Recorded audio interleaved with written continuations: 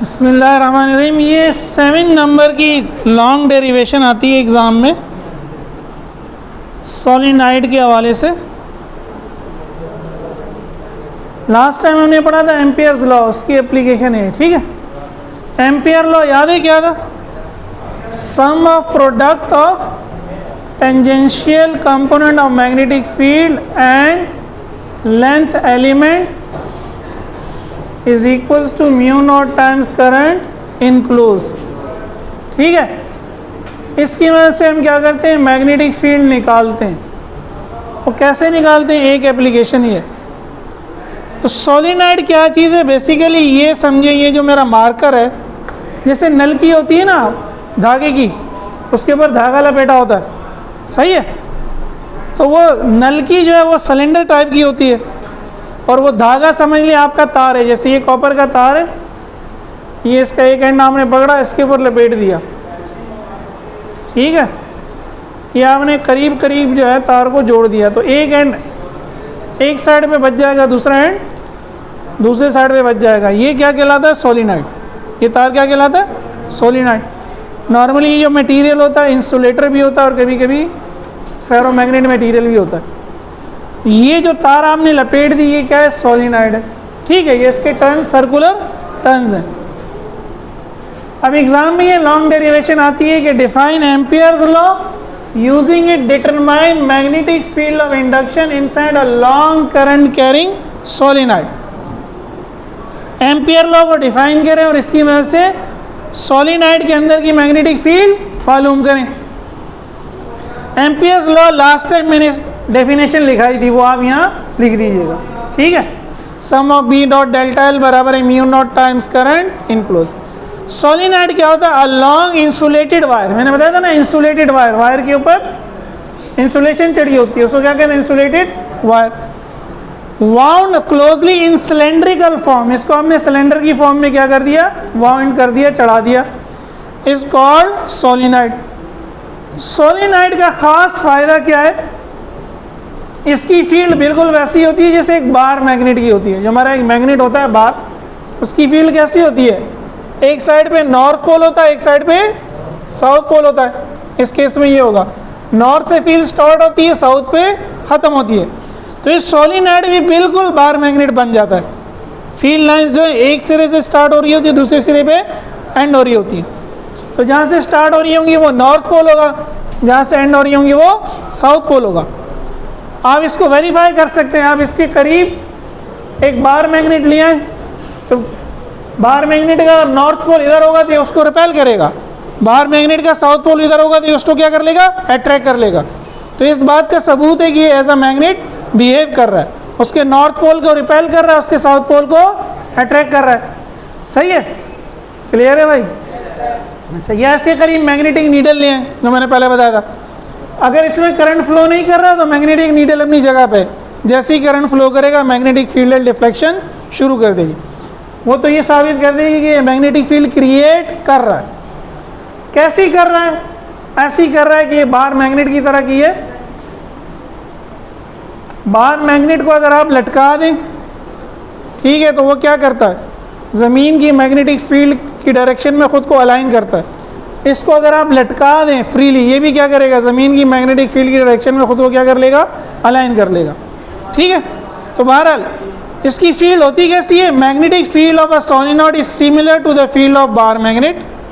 Field inside solenoid is uniform and strong. Solenoid के अंदर ये जो टर्न्स हैं, इनके अंदर जो फील्ड लाइन होती है वो यूनिफॉर्म होती है। तो एक तो इसका सबसे बड़ा फ़ायदा ये हो गया, ये यूनिफॉर्म फील्ड दे रहा है, यानी फील्ड की स्ट्रेंथ क्या है, हर जगह सेम है, ठीक है, और स्ट्रॉन्ग होती है बहुत। आउटसाइड जो फील्ड है वो नॉन यूनिफॉर्म होती है और वीक होती है। इतनी वीक होती है कि हम इसको इग्नोर कर देते हैं। यानी यहाँ अगर 100 लाइनें और बाहर एक लाइन है तो उस एक लाइन की फिर कोई इंपॉर्टेंस नहीं है, ठीक है। अब ये इसकी डायग्राम बना दी, वो अंदर वाला जो हमने सिलेंडर जिसके ऊपर लपेटा है उसको शो नहीं किया ताकि पिक्चर क्लियर हो। ये उसकी फील्ड लाइनें हो गई नॉर्थ से साउथ और अंदर भी जा रही हैं। अब हमने फार्मूला निकालना है तो हमने कुछ एजम्पशन कर ली। एन क्या है, टोटल नंबर ऑफ टर्न्स हैं। एल जो है सोलिनॉइड की टोटल लेंथ है, और नंबर ऑफ टर्न्स को मैंने लेंथ से डिवाइड करके स्मॉल एन के दिया, तो ये क्या हो गया, टर्न्स पर यूनिट लेंथ। सही ना। वेलोसिटी क्या होती है, डिस्टेंस अपॉन टाइम, तो क्या कहते हैं, डिस्टेंस पर यूनिट टाइम। तो ऊपर वाली चीज़ क्या है, टर्न्स, नीचे वाली चीज़ क्या है, लेंथ। तो टर्न्स पर यूनिट लेंथ, इकाई लेंथ में, यानी 1 सेंटीमीटर में कितने लेंथ है, कितने टर्न्स हैं। ठीक है।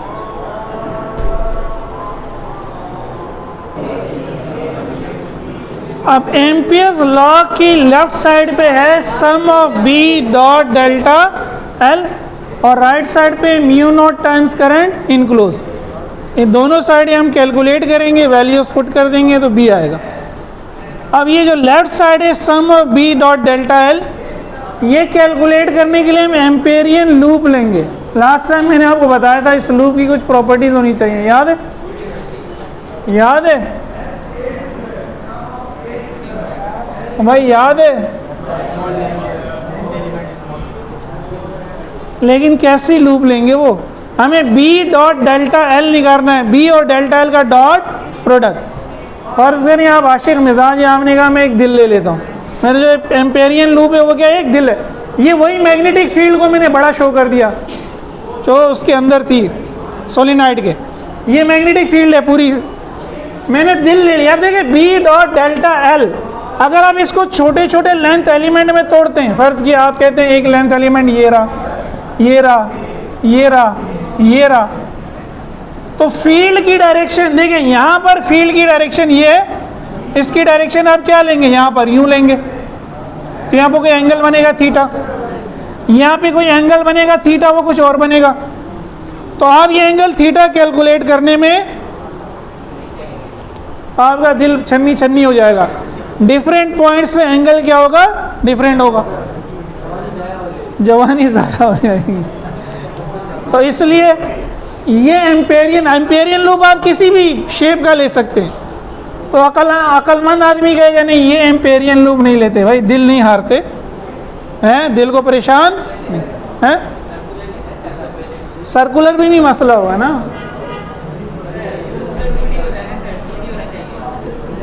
अच्छा सर्कुलर ले लो ना यार, तो एंगल सर्कुलर में भी एंगल चेंज हो रहा है, सर्कल की भी जो डायरेक्शन चेंज हो रही है ना, लेंथ एलिमेंट में जब तोड़ोगे, सर्कल अगर इस डायरेक्शन में आप कहते हो लेंथ है, तो देखो ये यहाँ लेंथ वेक्टर इधर होगा, यहाँ लेंथ वेक्टर इधर होगा, यहाँ लेंथ वेक्टर, यहाँ भी फंस जाओगे। इस केस में जो सबसे अच्छा एम्पेरियन लूप है वो एक रेक्टेंगल है, वो क्या है, एक रेक्टेंगल है। क्यों, अभी हम देख लेते हैं। तो मैंने क्या लिया, consider a rectangular Amperian loop A B C D A, ये हमारी मैग्नेटिक फील्ड है, और A B C D A close Amperian loop हो गया। सिर्फ ए बी जो साइड है वो पूरी की पूरी फील्ड के अंदर है, सी डी जो है वो पूरी की पूरी फील्ड से बाहर है, और ये जो बी सी है और ए डी है ये आधी फील्ड के अंदर है और आधी फील्ड से बाहर है। सही है। अब इसका फायदा क्या हुआ, मैं ए बी के लिए निकालूंगा sum of B delta l, B C के लिए भी निकालूंगा, सी डी के लिए भी निकालूंगा, और डी ए। जब मैं ए बी को गौर करूं, अगर मैंने इस डायरेक्शन में ले ली लेंथ की डायरेक्शन एंटी क्लॉकवाइज, तो ये जो एरो ये मैंने लेंथ की डायरेक्शन के लिए शो किया है, लेंथ की डायरेक्शन और फील्ड की डायरेक्शन क्या हो गई, सेम हो गई। तो L1 के जितने भी टुकड़े मैं करूंगा, हर एक टुकड़े की डायरेक्शन फील्ड की डायरेक्शन के साथ क्या है, पैरेलल, तो एंगल क्या हो जाएगा, जीरो। हमेशा L1 के लिए एंगल क्या है, जीरो। L2 और L4 का ये वाला पोर्शन जो फील्ड के अंदर है, इसके लिए एंगल कितना है, 90, और जो फील्ड के बाहर है तो वहां तो फील्ड जीरो है। जब B जीरो हो गया तो B डॉट डेल्टा एल भी क्या हो गया, जीरो हो गया, और ये पूरे का पूरा फील्ड से बाहर है, यहाँ भी B क्या हो गया, जीरो हो गया। समझ रहे हो। तो सिर्फ मेरे पास L1 की वजह से जो है ना वैल्यू आएगी इन B dot delta L cos 90, 90 भी क्या हो जाएगा, जीरो। तो इसके लिए B dot delta L zero हो जाएगा, इसके लिए भी B dot delta L zero हो जाएगा, इसके लिए भी B डॉट डेल्टा एल, सिर्फ इसके लिए मुझे कैलकुलेट करना पड़ेगा। ठीक है, सही है। डॉट प्रोडक्ट याद है, डॉट प्रोडक्ट जीरो कब होगा, B dot delta L zero कब होगा, B डॉट डेल्टा एल होगा, B dot delta L, B delta L cos theta, B zero हो जाए या डेल्टा एल 0 हो जाए, या कॉस थीटा 0 हो जाए। कॉस थीटा 0 कब होगा? जब एंगल 90 होगा, जब एंगल 90 होगा। तो हमने यही किया, consider a rectangular Amperian loop A B C D A. अब हमने लूप के चारों हिस्से ले लिए अलग अलग। हमने कहा sum of B dot delta l क्या होगा? बी डॉट डेल्टा एल, ये जो ए से बी लेंथ है इसको मैंने L1 का है, इसलिए इसको मैंने क्या कर दिया 1। B dot delta L for L1, आप चाहें तो यहाँ L1 भी लिख सकते हैं, मैंने सिर्फ क्या लिख दिया 1, plus sum of B dot delta L 2, sum of B delta L 3, sum of B delta L 4। अब देखिए फॉर L3 फील्ड इज 0, जब फील्ड 0 है तो बी डॉट डेल्टा एल क्या हो जाएगा? 0, क्योंकि बी 0 है ना, बी 0 है तो बी का किसी भी चीज से प्रोडक्ट क्या हो गया? 0। और L2 और L4 के लिए क्या है? आउटसाइड तो फील्ड अगेन 0 है, जो पोर्शन इनसाइड है वो भी क्या है? परपेंडिकुलर है। तो बी डॉट डेल्टा L2 भी 0, बी डॉट डेल्टा L4 भी 0। तो हमारे पास बच क्या गया कि sum of B delta l dot delta l बराबर है sum of B dot delta l 1। तो sum of B dot delta l को हमने सॉल्व कर लिया, B dot delta l 1 cos 0। Delta l 1 क्या है? L1 के छोटे छोटे टुकड़े, तो एंगल क्या होगा? 0, कॉस 0 क्या हो गया? 1। बी कांस्टेंट है, हमने कहा फील्ड क्या है? यूनिफॉर्म है, तो यूनिफॉर्म फील्ड सम से बाहर आ गई। तो अंदर क्या बच गया? सम of delta L1। Delta L1 के आपने जितने छोटे छोटे टुकड़े किए थे सबको दोबारा मिला लें तो क्या बन जाएगा? L1। तो सम ऑफ डेल्टा L1 दोबारा क्या बन गया? L1। ये आ गया बी डॉट डेल्टा एल का आंसर BL1। हमने राइट साइड सॉल्व करनी है, करंट इनक्लोज निकालना है।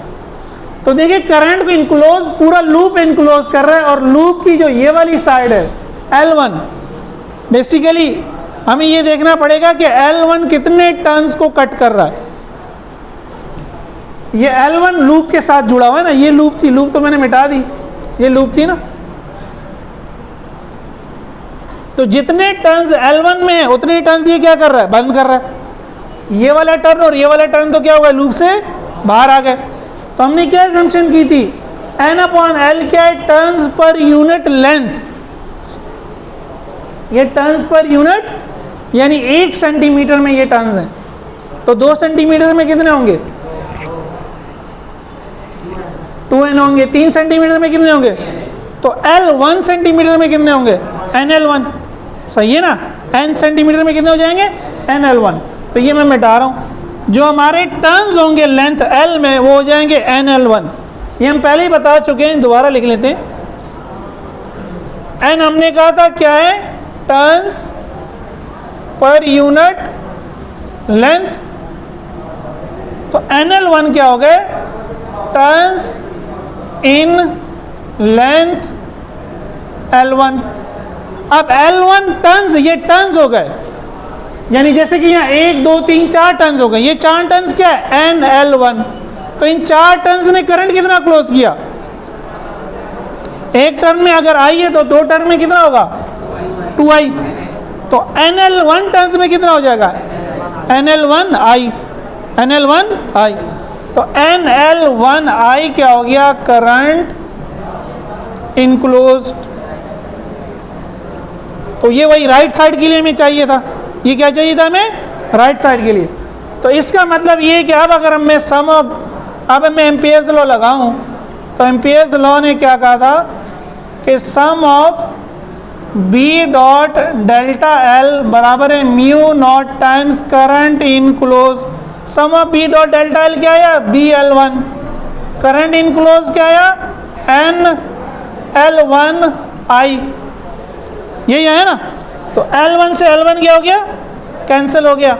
B क्या आ गया? Mu naught NI। N यहाँ है टर्न्स पर यूनिट लेंथ। ठीक है, दोबारा से सुन लें, दोबारा से सुन लें अगर कोई कंफ्यूजन है तो। हाँ, डेरिवेशन ख़त्म हो गई, डेरिवेशन ख़त्म हो गई। देखिए ये हमारे टर्न्स है ना, ठीक है। फर्ज किया 1 सेंटीमीटर में 2 टर्न है। 1 सेंटीमीटर में कितने टर्न है? तो 1 सेंटीमीटर में 2 टर्न्स हैं। इन 2 टर्न्स को हमने कहा n turns per unit length. तो 2 सेंटीमीटर में कितने टर्न्स होंगे? 2 मल्टीप्लाई बाय 2 4। ये जो हमारा 2 है ये n है, तो 2 सेंटीमीटर में 2n हो गए। 3 सेंटीमीटर में तो L1 सेंटीमीटर, हमारी लेंथ क्या है? L1 सेंटीमीटर, तो ये L1n हो गया। ये L1n क्या है? अगर L1 5 है तो 5 × 2 कितने हो गए? 10। तो ये L1n बेसिकली एक नंबर है, कितना? 10। अगर n 2 टर्न्स हैं और L1 5 सेंटीमीटर है तो L1n या NL1 क्या है? ये टर्न्स हैं जो लेंथ L1 में आ गए, जो लेंथ L। और यार क्यों जमाइयाँ ले रहे हो? मैं क्या कोई राग लाप रहा हूँ जो आपकी समझ में नहीं आ रहा? 3-4 आदमियों ने जमाई ले ली, इसलिए बोलना पड़ गया। अब 1 टन का अगर करंट आई है तो 10 टन का करंट कितना होगा? 10 आई, इसलिए इसको मल्टीप्लाई किससे कर दिया? आई से कर। ठीक है,